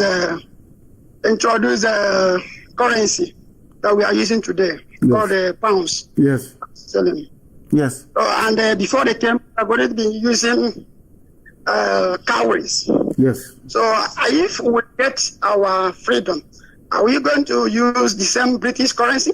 Or are we going to introduce our cowries, which is ego iron? No, we are going to be like every other person. We are going to have our own currency. It will not be called a pound. Isn't it very funny? It's a good thing, my dear sister, this point you raised. Isn't it very funny that the same people that hated us so much, Ojukwu actually pegged the Biafran pound to the British pound, also called it pound as well. You see, can people now actually see the way that Britain ate into our brain? That even when they are killing us, we are still using their currency, pound. Unbelievable. That's to show the type of people we are. We are open-minded. Why Britain hates us is their business. Why Britain despises us is entirely up to them. I don't know. Now, to answer your question, we are going to go back to having our own currency. It won't be called pound. It won't be called dollar, but it will be pegged to the dollar, of course, because of exchange rate fluctuations and other, because of the likes of George Soros, people who speculate on currencies, people who run it down. They will come to you and tell you to devalue your currency because they've hedged their bet on your currency going down. That was how George Soros in one afternoon made £5 billion in front of our eyes. I saw it. Nobody told me. George Soros was not a very wealthy man before. This multi-billionaire now that is going all over the place playing God. George Soros was an ordinary currency trader in London. During the Black Wednesday, I think that was in 1990, I can't remember anymore, 1996 or 1997 in the UK, when Norman Lamont was the then Chancellor of the Exchequer. It was called the European Exchange Rate Mechanism. You know what they did? Britain said they will not be part of the ERM in Europe. In other words, the pound was allowed to float outside the ERM. And speculators led by George Soros, they got together to have a run on the pound. Do you know what they do? Currency speculators? It's ordinary gambling. Gambling. George Soros put a lot of billions. He bet that this pound will be pushed out of the ERM. They told all their friends all over the world. They had a run on the pound. Everybody started to sell their pounds. That even if not for the intervention of Queen Elizabeth, who held a dinner with the Sultan of Brunei, the Sultan of Brunei wanted to pull out his investments in pound and put it in dollars. The Queen invited him for dinner, had dinner with him and convinced him to leave his investments in pounds. That was what saved the pound. The pound was run out of the ERM. And because George Soros bet money on it, he was paid £5 billion as a result. That was when he became a billionaire. Now, listen to me very carefully. What we are going to do is this. We are going to have our own currency, but it's not going to be based on paper. We will try to minimize paper. The world has moved on. There are cashless transactions. Everybody will have their own card with which to make payments. All over the world, people are moving to cashless. Nobody carries cash anymore, but our own currency will be called a gemma, which is the currency of the Asians. A gemma, it will be called. No pound, no dollar, no nothing. We are who we are. Thank you very much. Thank you very, very much for that. Thank you. We have another caller on the line. I don't know if this caller is agile and able. Can you hear me? The caller on the line, can you hear me? No. I said the caller on the line, can you hear me? Turn your system down. Can you hear me? Yes, I can hear you. Please, your name and where you're calling from. Hey, can you hear me? Maybe it's the network. I wanted to speak to him. Very, very desperately, I wanted to speak to him. We have another caller on the line. This caller, can you hear me, please? Can you hear me? The caller on WhatsApp, can you hear me? Yeah, I can hear you, my director. Hey. Yeah, good morning. My name is Chizoba. I'm calling from Denmark. Chizoba, is it a male or female name? Oh, no, it's a female. It's both female and male name. Oh. It's both female and male name. Chizoba, thank you very much. Please go ahead. The world is listening. Go ahead. Yeah, at least I want to just say something concerning the death, people that died in Enugu 21. Yes. I want to like tell our people, particularly those in diaspora, if you know you are in the diaspora, director, please pardon me, I'm going to use a coded language. Please go ahead. Please, if you know you are in diaspora, you must learn how to play music. Yes. You must learn how to play music. If you don't know, if you have the people of wherever you are staying, you have Nkwali, please go and tell them that you want to join reserve.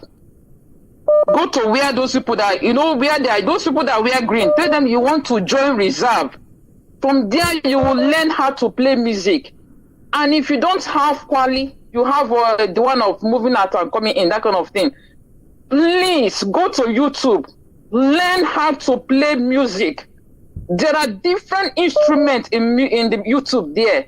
You can see we have different AK, different A and K.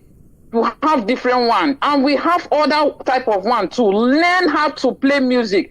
If you are from the old eastern region, the Fulanis do not understand peace and go in peace, and they don't. They only know how to play music. And it is not a crime too if you learn how to play music. Those in the Zoom, please do not spend your data in Facebook alone. Go to YouTube and learn how to do anything. How to go over mixture. That when we do it, when you throw it, it becomes a fireworks. It gives you, it beautify that place. Please, we should take away fear from our body. It is only once that person would, let me tell you, everybody in this world will die. Except few that God said they will not die. Everybody will die. It is better you die as a honorable man than dying as a chicken, chicken. No! Take away the fear from you. It is better before you die, you at least 2 go down, 3 go down, 4 go down. You die as a honorable man. If you're my husband, I will say yes. You die as a honorable, and I will give you a befitting burial. Please take away the fear. How can 3 people, three riffraff hold your people? You are giving your key. What is wrong with our people? Take away the fear from you. Learn how to go over. Learn how to go over. This is for those of you who are in this, who will understand. Be combat ready. Learn how to do mixture. Anyhow, you bring this kaika, you bring that kaika, you pour it, you give you a very nice flavor. You cannot do just like that, they'll be killing you. 1, 2, 3, 4, 5, 6. Everybody keep quiet. You want us, they want to wipe out the whole eastern region, and they will not come. These people have one head. So that is what I'm saying. Everybody should learn how to be use any kind of music. We have different kinds of music. Go to YouTube, you'll see it. And now we need very good people that can take a sniper. You know what that means? Wherever you are you're in 1 kilometer, you can at least throw the sniper. Everybody, the person you're targeting will just go down. This is what the zoo understand. I am telling you people, this is what the zoo understand. I have seen different kinds of rioting. I grew up in the north. I was born in the north. I have seen different kinds of. They do not understand peace until the Igbos in north started retaliating. And the moment they see how we are throwing fireworks, they stopped. They came back. They stopped. And they started saying one Nigeria. Yes, now of course. Let me tell you people the story of director. Please, just one minute. I want to tell you people the story of the Telangana in India. It's a small community, about 4,000 community. They were being oppressed by the feudals. These feudals, they impose heavy tax on them, and they have weapons. So they were being oppressed. At the time, they said no, they cannot take it any longer. The 4,000 villages, they all go, and why the bit of their revolution, the sources of it was that they all learn how to play music, different kind of local things, and they take off these people. At the end of the day, they were able to win. They only lost 4,000 men. That is each one person died in one village. 4,000 village. They only lost 4,000 men. It is time to stand up. Stand up from there. Then it is only once you will die. Only once. And that is it. Stand up. If these people see, if they don't see, say your eye don't red, you say waiting be this, that will go happen tomorrow, make it happen today. They go run away. I tell you, these people they are very scared. That is why they come in the midnight and go and chase, kill after unarmed people, women, pregnant women and children. They cannot stand. Have you ever seen have you ever heard that the Fulani won any war? Have you ever heard that they won anything, any war? They have not won any war. It is terrorism they use. Terrorize you. And they bring cowards as your leaders. That's how they defeat you. They have never won any war. Never. Never. They have never. If they have won a war, why is it that they couldn't win the Boko Haram? They have never won any war. Even the Biafran war, it was the Britain missionaries them. It was British people that fought for them.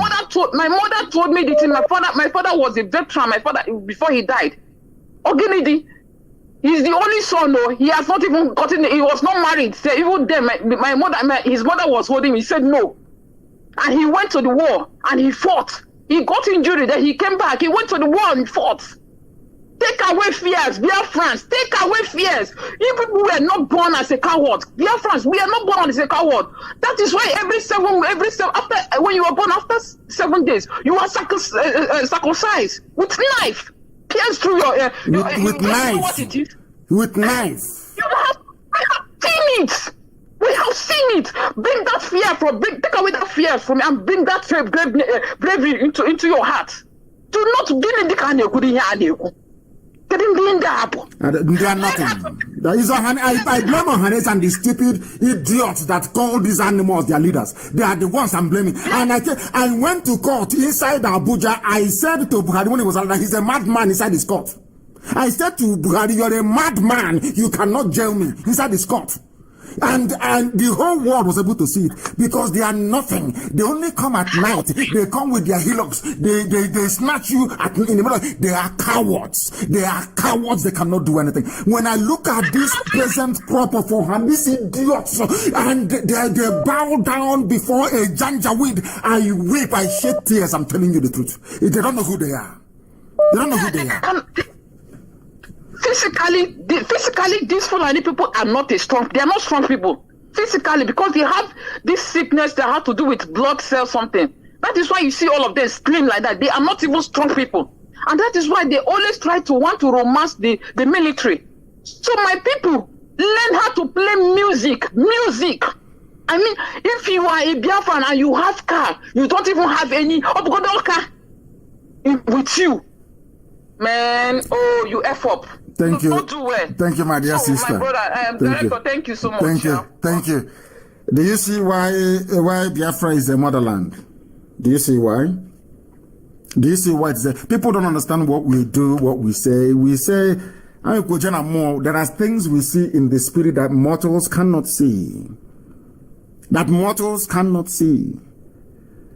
You cannot be afraid of this. They have been killing us before in Enugu, killing us everywhere. We kept quiet. But now we are saying, come. In the open, come. If our fathers that did not have the privilege of going to MIT was able to build Ogbunigwe, imagine what we can do now. Doctors, scientists all over the place in IPOB, imagine what we can do. Do you think I'm relying on Britain to give me arms? Do you think I'm relying on importation of arms? You're sick in the brain. There is nothing we cannot manufacture in our land. And I'm saying to them, I'm waiting for DSS to start their so-called and let them come. The story they will tell will be worse than what's happening to them in Enugu.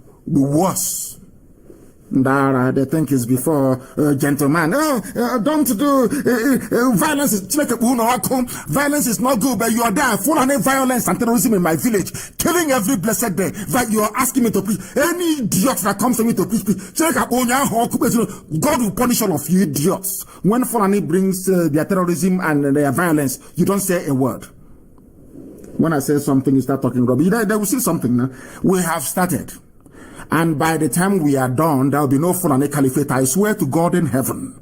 This thing that Fulani will chase them back to Futajalon. There will be no Fulani Caliphate even in Sokoto. Men are going to die, I assure you. Men will die. Fulani cannot even... Hausa will take over the land in Sokoto. Who are these idiots? Who are these fools? that every monkey is afraid of. Shaking like children, shaking like idiots. You call yourself leaders. Your children are being killed. You can't say nothing. You are being beheaded. Nothing. Absolutely nothing. What sort of God made you people? Our mothers rose and fought in 1929. Our mothers were even looking after their husbands in 1947 and they were killed. You did nothing. Power belongs to our women. I'm telling you the truth. I remember when my mother used to go out on protest in the open. All these idiotic governors who call her, she tell them to get out, don't come here. I remember when Osakali came to my house with his entourage. My mother said, I don't want any army or police here in my compound with their guns, and just all of them away from my compound. Mad people everywhere. They don't know who we are. They think we're going back. I love it.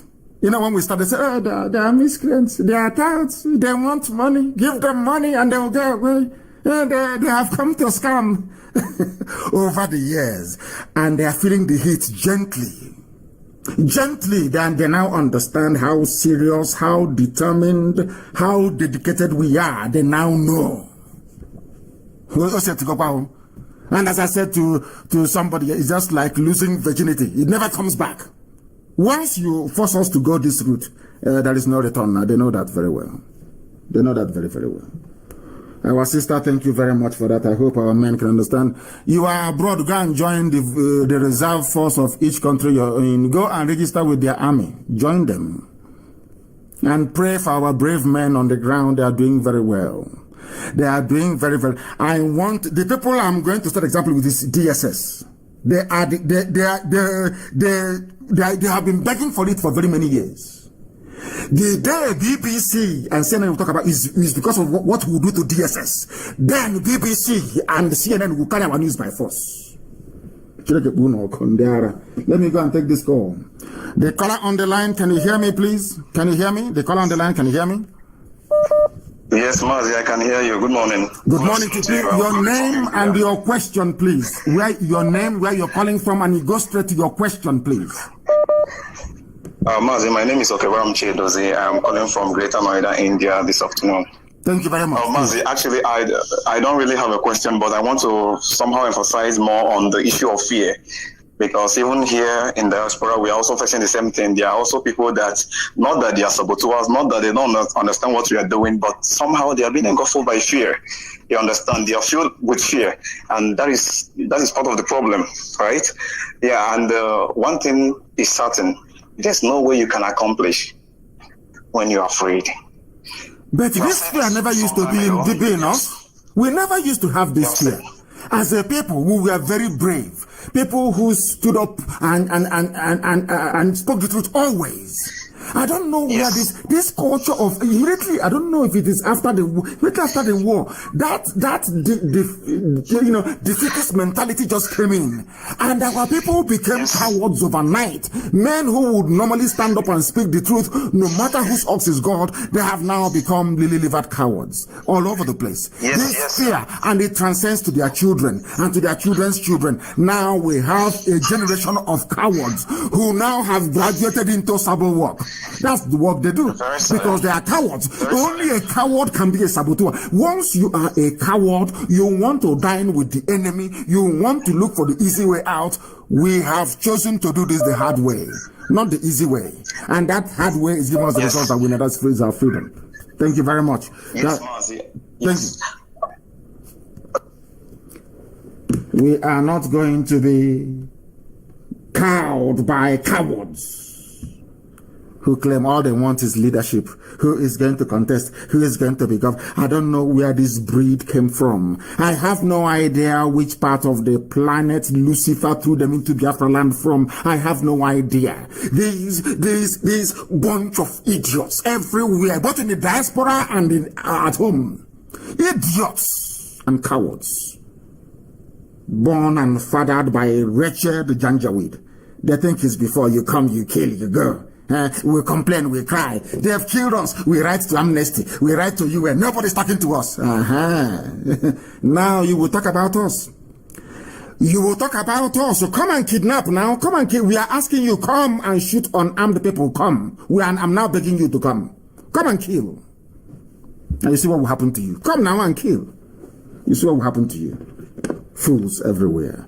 The caller on the line, can you hear me? Please, your name and where you are, if you may. Good morning, Mazi Nnamdi Kanu. Good morning, my name is Chukwu Dichime. I'm calling from Vienna. From Vienna, thank you very much. Please go ahead. I just want to say that the issue of fear, knowledge drives away fear. When people know the ideology driving those who are coming at them, it will make them understand more, because people who see you as inferior in a certain way because they call you infidel. And it's something that's like those of the Caucasians or British, so to say, who came and give people derogative name like nigger area and things like this. It's the similarity. This is why they could work together to oppress certain people. So if our people should go into knowledge of everything. Our people, one time I was reading the Quran and so a friend was scared of it. I said knowledge is very important, because I remember even when I even wrote you, but of course you have a lot of messages when Asari was swearing with the Quran. In Quran there is something they call taqiyya. This is a thing that gives them allows them to lie, to deceive the so-called enemy or infidel.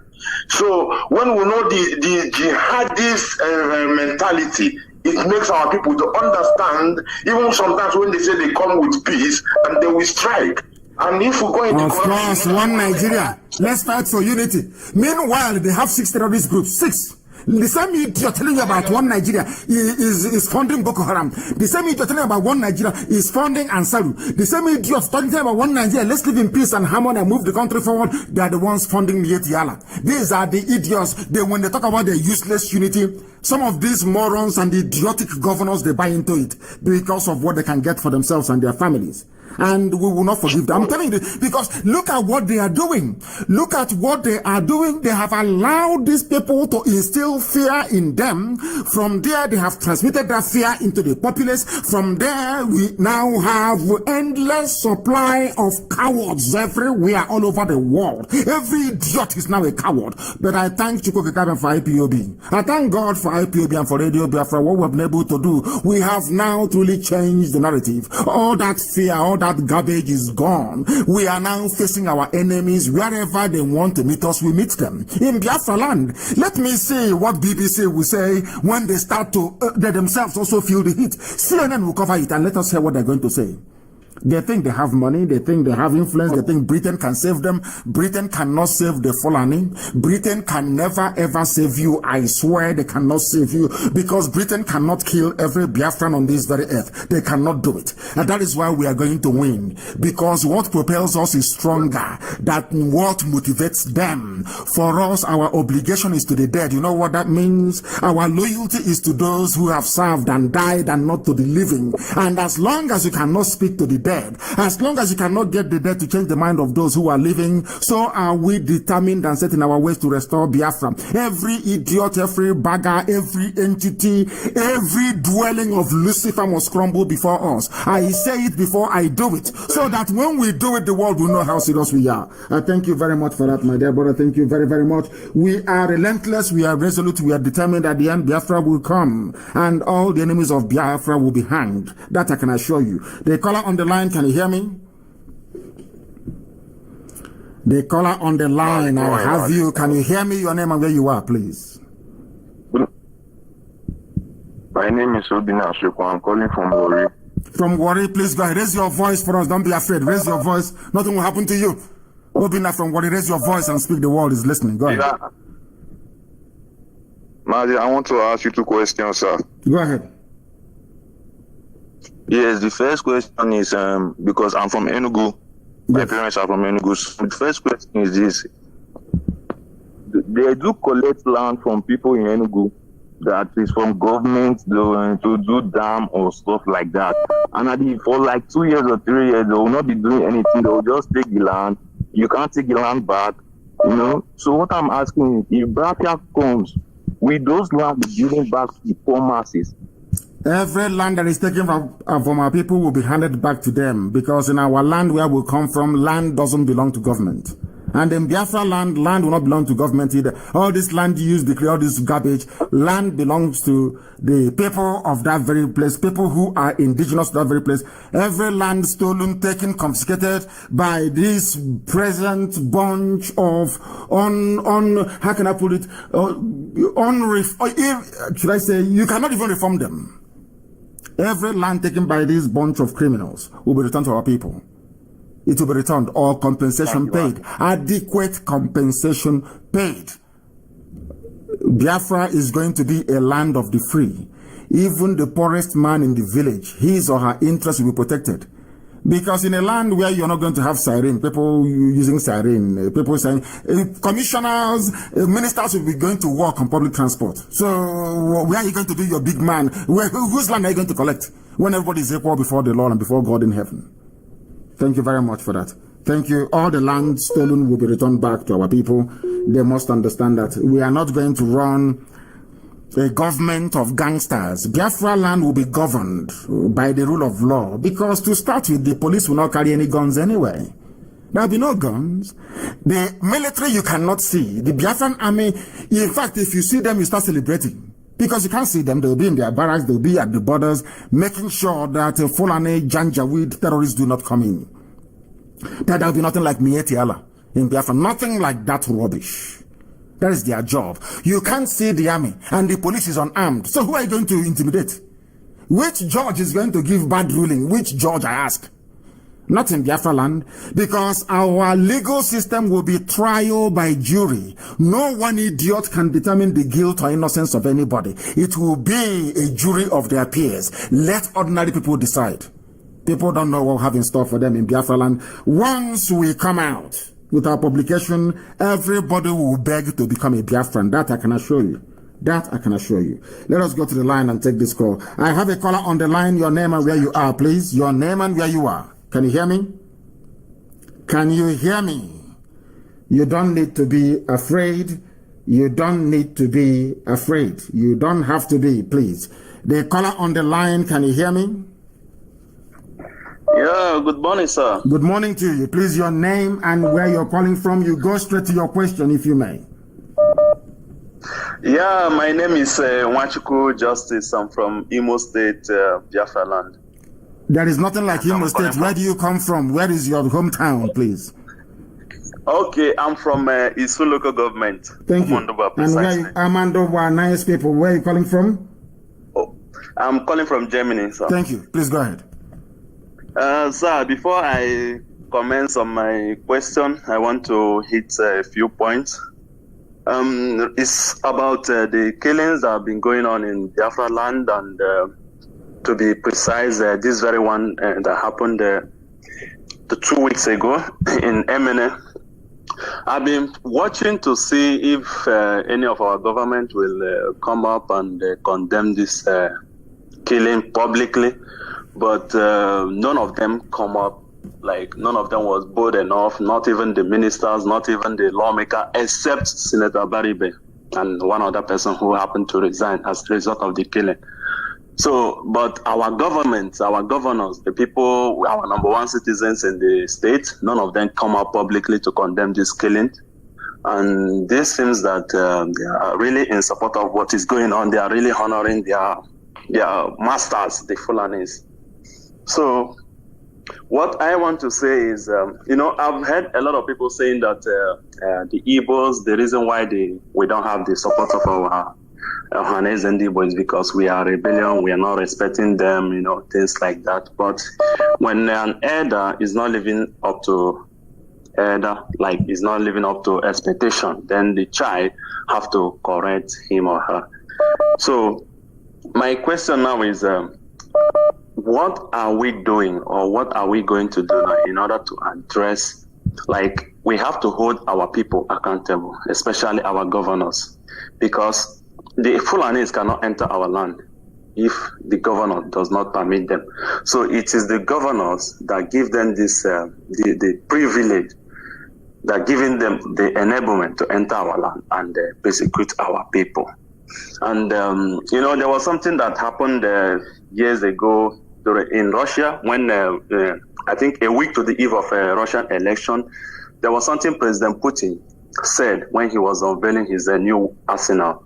He made a comment that they have been calling the attention of the global to see them as a global power also, but nobody wants to listen to them. But now that they have to listen. You know why?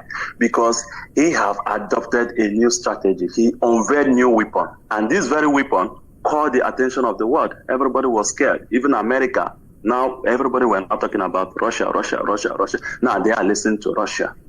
So what I'm saying is, in essence, is what are we going to do? Because we need to hold these people accountable. So in doing this, we need to strategize. We need to bring out a resolution how to go after this, our government, how to make them to pay for everything they did to our people.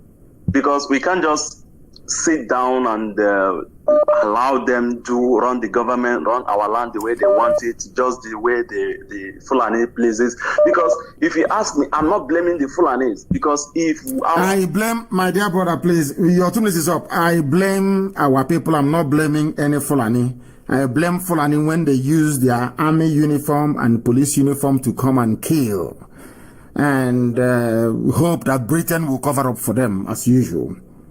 I blame the cowards in our midst, people who no longer speak the truth, people who are afraid of speaking the truth. They are the reason why the so-called leadership, the so-called political class, why they are in the pockets of the Fulani. And as somebody have said, that all these politicians you have, the decision of Abaribe, they are all Fulani cows, because it's only cow that Fulani can control. They're all Fulani cows in government houses. And people support them. Some people follow them. And why they do, I have no idea. Of course, it's because of that same climate and culture of fear. That culture of fear. So if we don't get Biafra now, when they give birth to children, by the next generation, you have more cowards than real brave Biafrans. And that will be the end of us. And we can't allow that to happen. We can never, ever allow that to happen. A country full of cowards. It can't happen. Not whilst we have come. And as we have said to them, write down what I'm saying this morning. In the next few months now, you see, will be headline news on CNN and BBC. Watch and see. Headline. That thing they never want to talk about before, now they talk about it. Just give it a few more months. Will be headline on BBC and CNN. Watch and see what is going to happen. The whole world talk about us by force. Because we kept quiet, the killings, arrests. Very soon, we'll start with them.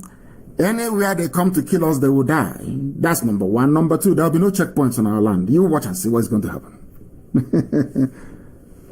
And there will be no armed robbery and no kidnapping. If you're caught doing armed robbery or kidnapping, you will go down. I'm telling you, we are going to remove their useless checkpoints. Not because people can start doing armed robbery. And as I told you, in Oba today, is there any cultism in Oba anymore? Is there any cultism in Oba? None. The same way I should say that one day you will see there will be no more Sabo. We will set an example with only one saboteur and the rest will learn. So all of you should be prepared, because there will be international condemnation and there will be pressure. All of you should be prepared for what is to come. Not you. People say, go ahead, we are with you, we are with you. When the hit, starts coming from the enemy camp, then you back out. No. If you're saying we should go, you are with us all the way through. Because the world will complain about us. But you need to be mentally strong. Remember the 5 million they killed. Remember how they killed our mothers in 1929, how in 1947 they killed us. Remember Akaloka that they beheaded in the north. Remember all those that have died. Remember those massacred at Mpo. Remember all the dead. Remember the 28 that died in my house. You must remember all these people. Because the pressure will come for some of you to resist what we are doing. But if you stand very strong, we have won. Only the Fulanis have 6 terrorist groups, only them. And they are ruling the zoo. And the world hasn't collapsed. They are not condemning the Fulani. So we must be very, very strong mentally for what is to come. And one day we shall hunt Sabo down. Even if you're living in Sabongeri, Sabo in Sabongeri will hunt you down. Wherever you are, will hunt you down. This nonsense is enough. Enough is enough. I thank all of you who have called this morning, especially our mothers who called, and our brothers from everywhere. All of you, your suggestions, your ideas are welcome. And I believe that most people are saying that this morning's program has been very, very illuminating, very exciting, and very, very educative. And we hope to keep it that way going forward. That is why, for those who don't understand what we are doing, Biafra is just another agitation. But we know what we are doing. We know that Nigeria never existed, that only a fool can call him or herself a Nigerian. People who are psychologically, mentally inferior. People who think that only a white man can bring a source of knowledge and enlightenment to them. To those idiots, we are saying to us that Biafra is a religion. And here on radio, Biafra is where we worship, because Elohim Chukwu Okike Abiama Purumi is our God until Sunday evening, because I'm coming live on air on Sunday evening. Until then, from me, from here, good evening. Or should I say good morning instead?